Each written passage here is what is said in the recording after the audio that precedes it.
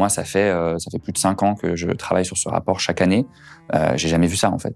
J'ai jamais été confronté à une augmentation aussi rapide. Et c'est juste délirant quand on marche sur la tête. Donc on ponctue 0,5% des aides qu'on va donner aux étudiants, par exemple, pour rembourser cette dette. Donc quand le gouvernement dit on n'augmentera pas les impôts, quelque part il l'a déjà fait, il a déjà acté que les impôts allaient continuer à être à un certain niveau alors qu'ils devaient baisser régulièrement quand je suis invité sur les plateaux et que je dis attention, la fortune des milliardaires augmente. On a tout un discours qui est préfabriqué de dire ah oui mais on peut pas dire ça, attention ils créent de l'emploi, attention c'est des capitaines d'industrie et ça formate un discours où on n'est plus capable d'avoir une pensée critique sur notre modèle économique et sur les causes de l'enrichissement des milliardaires. C'est un rapport inédit, du jamais vu depuis que ce type de données existe. La fortune des milliardaires a plus augmenté pendant la pandémie qu'au cours de toute la dernière décennie. Sur Blast, on a déjà beaucoup parlé d'inégalités. Mais là, je dois dire que même nous, on a été sidérés par la dernière publication de l'organisation Oxfam. Blast a eu accès au rapport avant sa sortie ce matin et nous avons donc la possibilité d'être les premiers à vous proposer une émission aussi complète sur le sujet. Le monde compte un nouveau milliardaire toutes les 26 heures, alors que 160 millions de personnes sont tombées dans la pauvreté pendant cette pandémie. Ces chiffres paraissent fous et ils sont pourtant bien réels, le fruit de plusieurs mois de travail de l'ONG.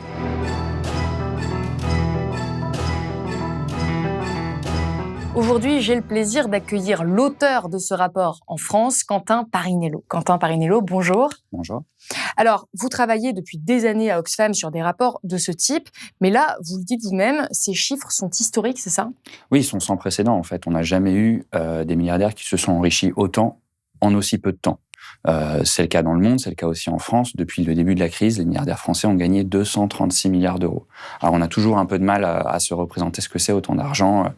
A priori, vous et moi, on n'aura jamais autant d'argent sur notre compte en banque. Donc c'est un peu compliqué. Pour vous donner une idée, 236 milliards d'euros, ça permettrait de verser un chèque de 3 500 euros à tous les Français. Tous les Français, sans exception. Donc on est face à un enrichissement qui est juste sans précédent.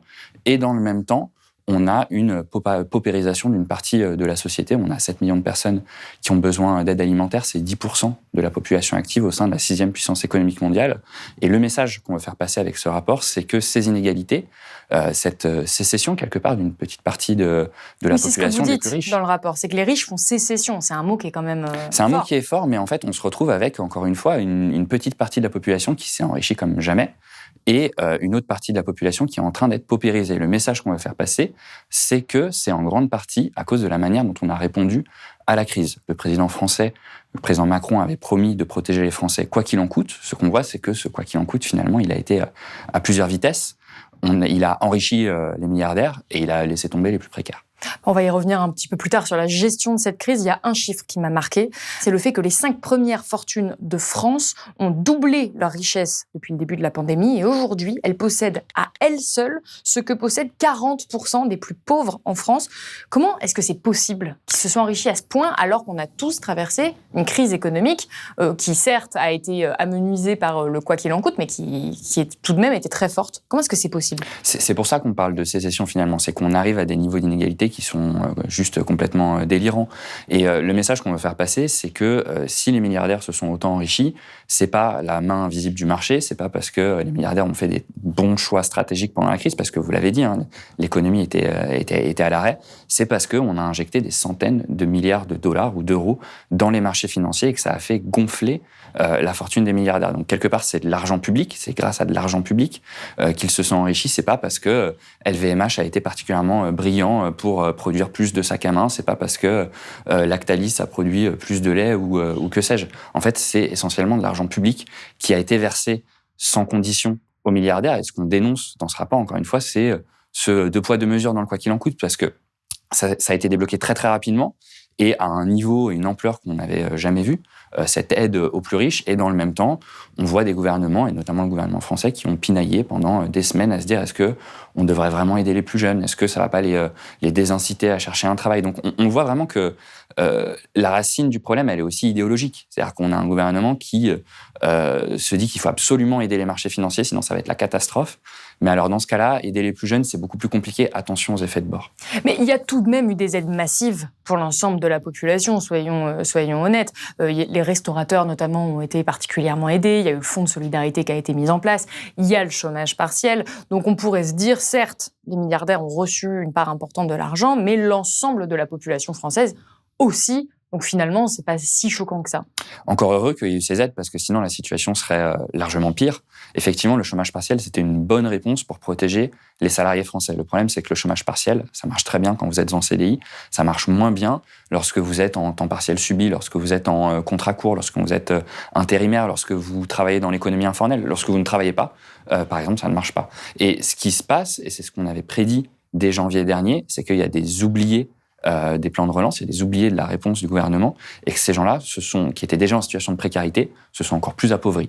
Et donc, on se retrouve avec une réponse à la crise qui enrichit les milliardaires, qui protège les salariés en contrat long, mais qui précarise les gens qui étaient déjà en situation de précarité. Est-ce que pour vous, le fait que les milliardaires se soient autant enrichis, encore une fois, c'est historique, on n'a jamais vu ça, est-ce que ça se fait au détriment des plus modestes ?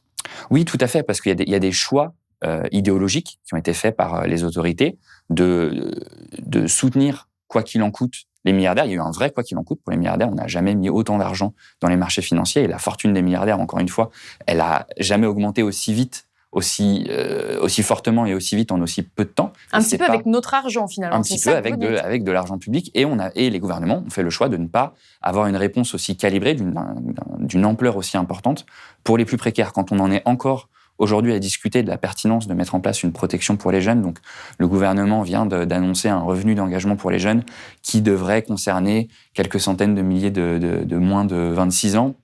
Alors qu'au bout d'une semaine, il y avait des aides pour les marchés financiers. Je veux dire, on est 2 ans après, on a tous vu, je pense qu'on a tous été choqués par les queues d'étudiants qui cherchaient à se nourrir. Je veux dire, vous et moi, on n'est pas très âgés. Ça aurait pu être nous il y a quelques années.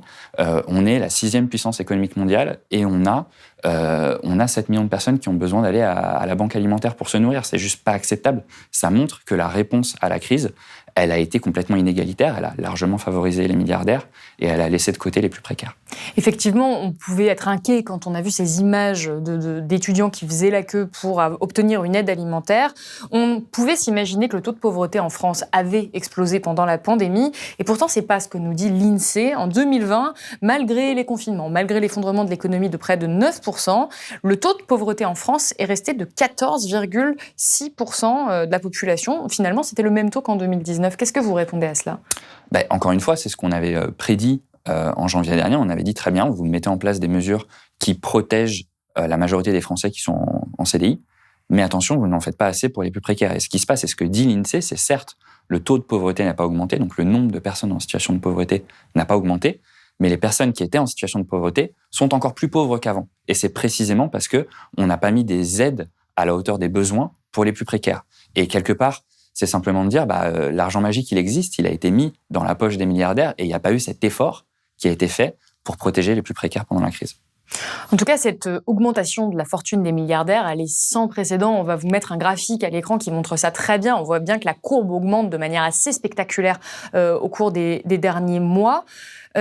C'est une question qu'on n'a pas dû beaucoup vous poser sur peut-être des plateaux de télévision, mais moi qui m'interroge, c'est que vous travaillez là-dessus depuis des années. Vous êtes face à des chiffres qui sont vraiment hallucinants, voire on peut dire révoltants. Vous vous sentez comment, Oxfam ? C'est vraiment la première fois que c'est à ce point aussi important. En même temps, il y en a qui vont vous dire, chaque année, vous nous dites que les inégalités ont augmenté.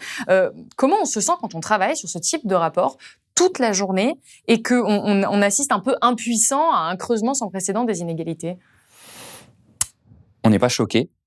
C'est malheureux à dire, mais on n'est pas choqué parce qu'en janvier dernier, on avait déjà alerté. Et on disait, attention, la manière dont on est en train de répondre à la crise va favoriser les milliardaires et on est en train d'oublier toute une partie de la population qui est déjà en situation de précarité. Et là, la fortune des milliardaires double. C'est vraiment voilà, ce qu'on n'avait pas énorme. Anticipé, c'est l'ampleur du phénomène. Moi, ça fait plus de 5 ans que je travaille sur ce rapport chaque année. J'ai jamais vu ça, en fait.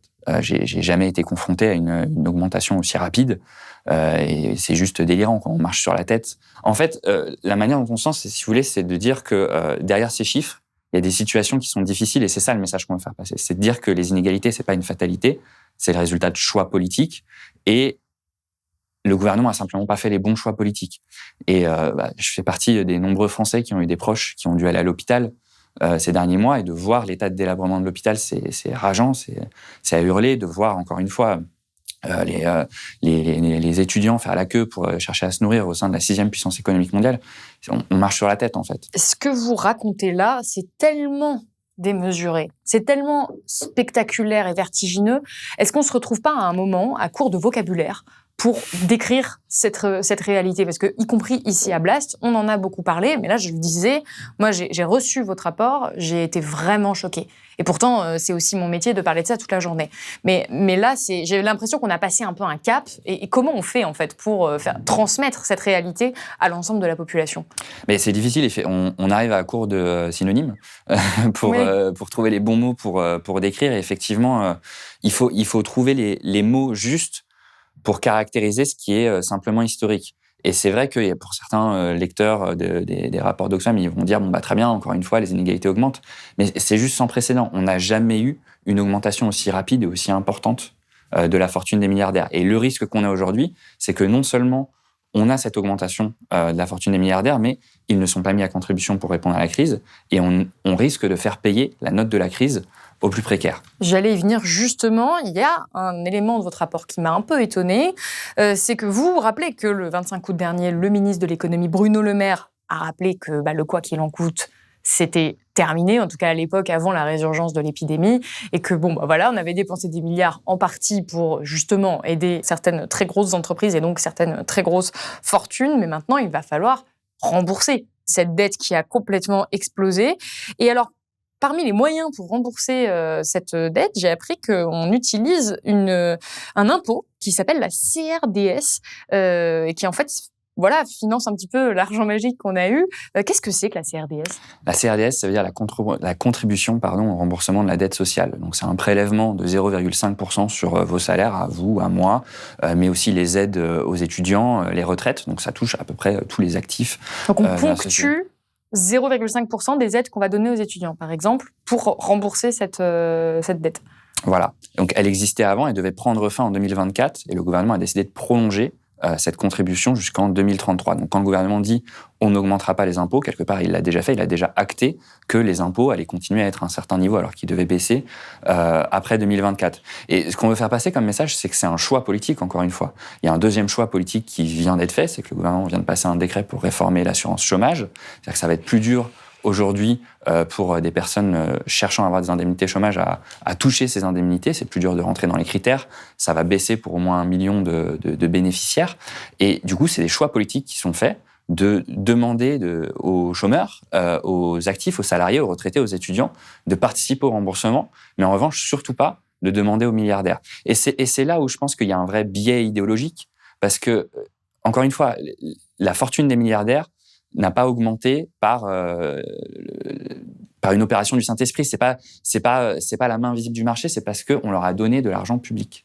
Donc aujourd'hui, c'est juste du bon sens de leur demander de contribuer, de mettre en place des impôts exceptionnels sur ces grandes fortunes pour leur demander de participer, de payer une juste part d'impôt pour rembourser la facture de la crise. Alors, vous parlez de juste part d'impôt, c'est 0,5%, il touche l'ensemble de la population. Tout le monde contribue finalement à hauteur de ses moyens, parce que 0,5% de 1 000 euros, c'est pas la même chose que 0,5% de 1 million d'euros. On pourrait vous dire que finalement, c'est plutôt une manière assez juste de rembourser cette dette, et que c'est une manière assez équitable de le faire. On avait des personnes en situation de précarité avant la crise. La réponse du gouvernement a appauvri ces personnes en situation de précarité. Et là, maintenant, on va demander à ces mêmes personnes de payer la facture de la crise. Et par ailleurs, effet miroir, on avait des personnes qui étaient extrêmement riches avant la crise, des milliardaires qui étaient déjà en train de s'enrichir. La réponse à la crise les a enrichis comme jamais, et on leur demande pas une contribution exceptionnelle. Oui, c'est une manière de faire de la politique qui est extrêmement inégalitaire, qui est extrêmement idéologique, et il y a un véritable risque de fracture démocratique à la suite, quoi. Et ça pourrait être quoi les conséquences de cette fracture démocratique ? Mais encore une fois, on les a déjà vues avant la crise. On a vu dans de nombreux pays, en France, mais aussi dans d'autres pays, plus d'une dizaine de mouvements de contestation qui avaient comme point de départ une mesure fiscale injuste. Donc, les Gilets jaunes en France, mais il y a aussi des mouvements similaires au Liban sur une taxe sur les télécommunications, en Équateur sur la taxation de l'essence, au Kazakhstan encore il y a quelques jours sur le prix du gaz. Et ce qui se passe, c'est que pendant des années, on a eu une idéologie politique, le ruissellement, qui était de dire on va baisser les impôts sur les multinationales, on va baisser les impôts sur les plus riches. Et lorsqu'on fait ça, il faut compenser.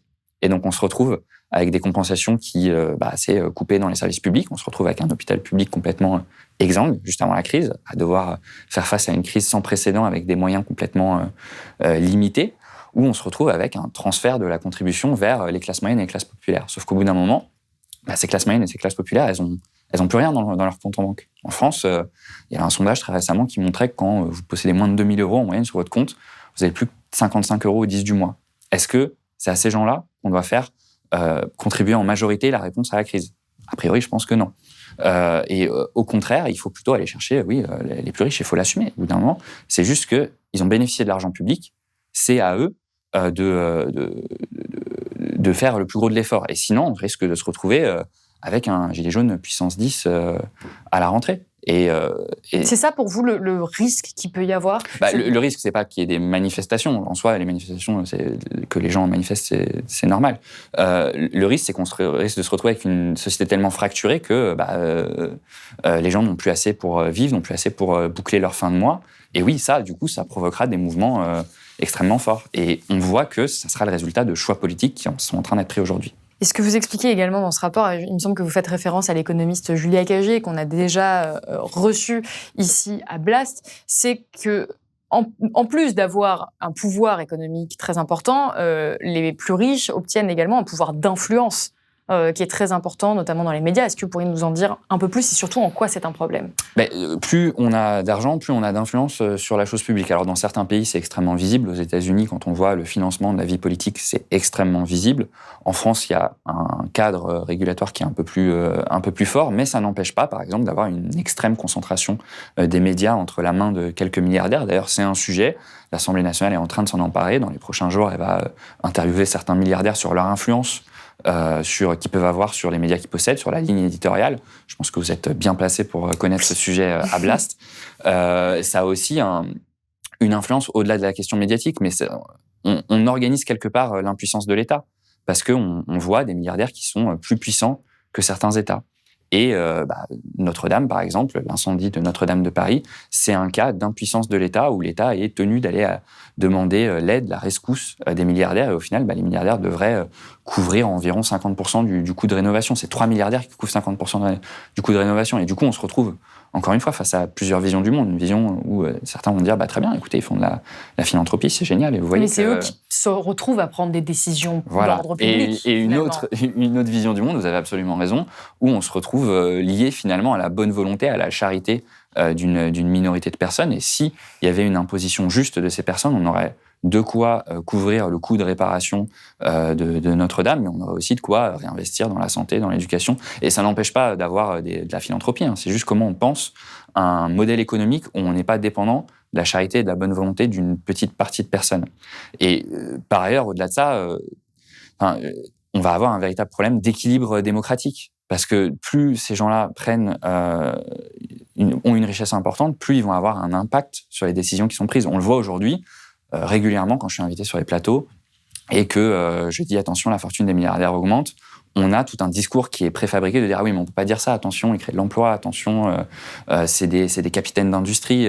Et ça formate un discours où on n'est plus capable d'avoir une pensée critique sur notre modèle économique et sur les causes de l'enrichissement des milliardaires.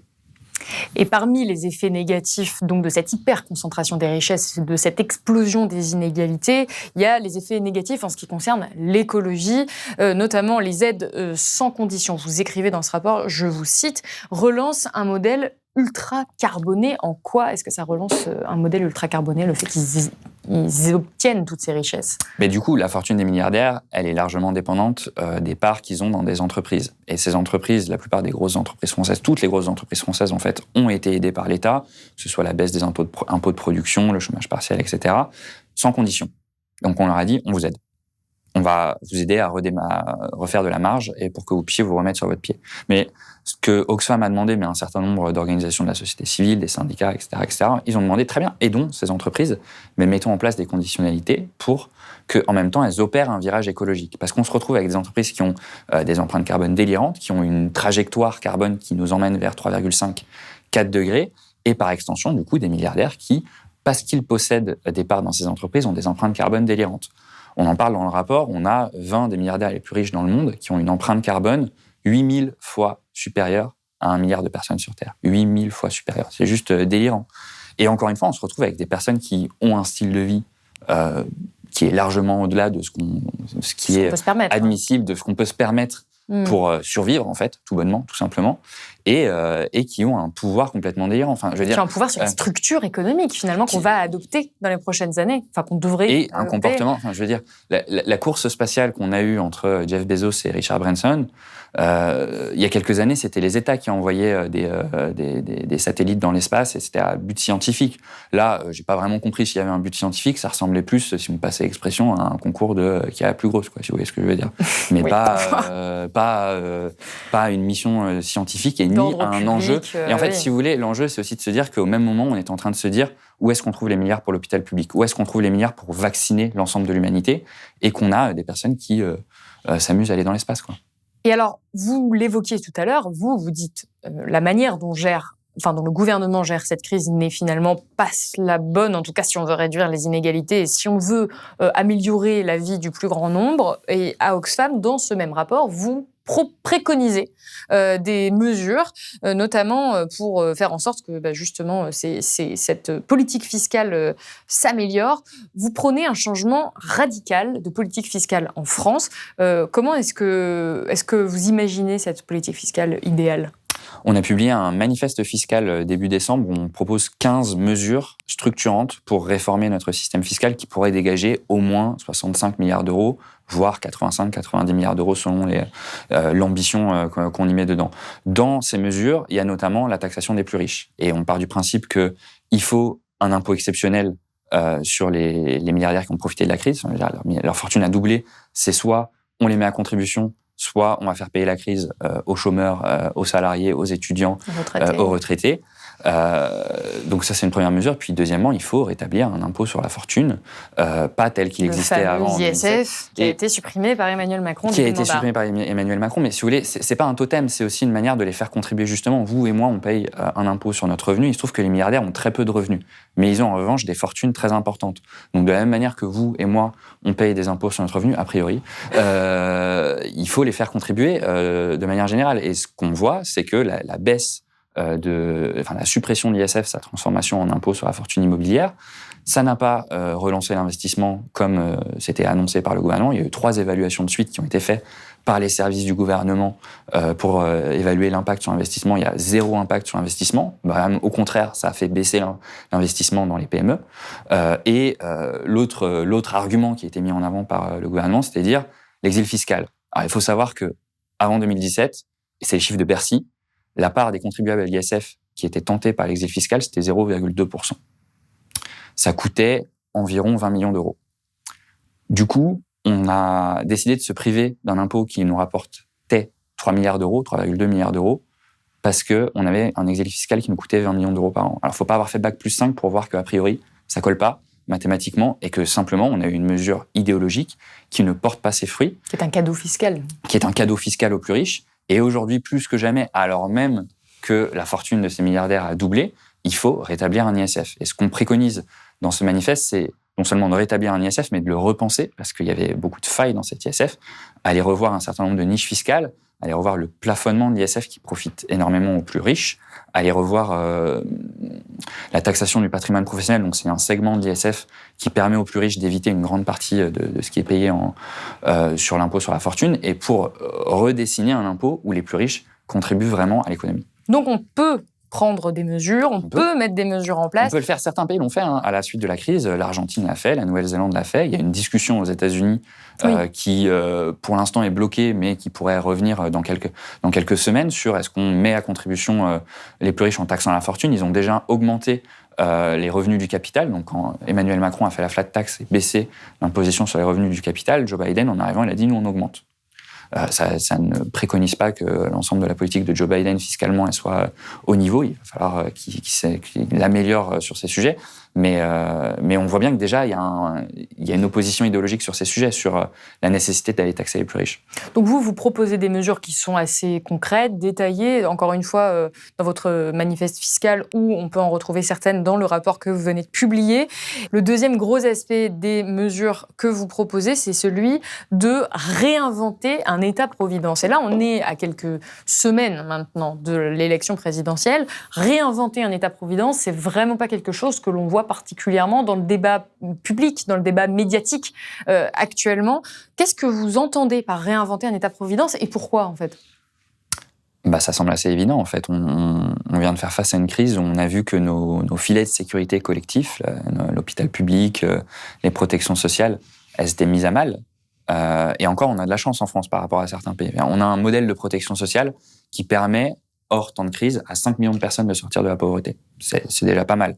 Mais c'est déjà même énorme, en fait. Mais en fait, ce modèle de protection sociale, il est de plus en plus mis sous pression par des choix politiques, de coupes dans les services publics, de coupes, réforme de l'assurance chômage, par exemple. Et c'est aussi justifié par le fait qu'on a une baisse d'impôts sur les plus riches, une baisse d'impôts sur les multinationales, et que du coup, on a moins d'argent pour financer. Donc, ce qu'on demande simplement, c'est de renverser la logique, de dire on ne pourra pas, ad vitam aeternam, baisser l'impôt des plus riches, baisser l'impôt des multinationales. Si on continue sur la même trajectoire de baisse d'impôt des multinationales, les multinationales devraient payer 0% d'impôt d'ici 2050. Donc c'est juste pas tenable. Parce qu'à force, vous devez couper dans les services publics, vous devez augmenter l'impôt des classes moyennes. Et on l'a déjà vu, ça provoque des mouvements de manifestation dans le monde et en France. Donc au bout d'un moment, ça va bloquer aussi. Donc il faut renverser ça et réinvestir dans les services publics, réinvestir dans l'hôpital public. Je pense qu'aujourd'hui, ça va être très difficile pour l'ensemble des candidats à la présidentielle de se revendiquer de mesures de coupe budgétaire dans l'hôpital public. On l'a bien vu, l'hôpital n'était pas prêt. On a des soignants qui crient leur ras-le-bol, leurs difficultés.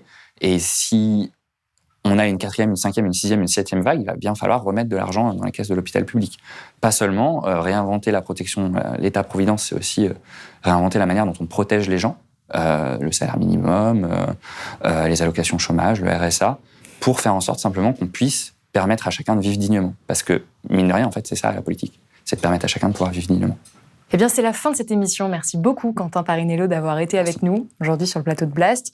Vous l'aurez compris, le creusement des inégalités s'accélère. Si vous pensez que cette émission est importante, n'hésitez pas à la partager à vos proches et sur les réseaux sociaux. Je voulais également profiter de cette émission pour remercier tous ceux qui soutiennent Blast. Ceux grâce à qui j'ai la chance de pouvoir faire un entretien aussi long sur un sujet aussi crucial. Je vous rappelle que Blast ne vit que grâce à son audience. Donc, si vous le pouvez, n'hésitez pas à faire un don ou à vous abonner sur blast-info.fr.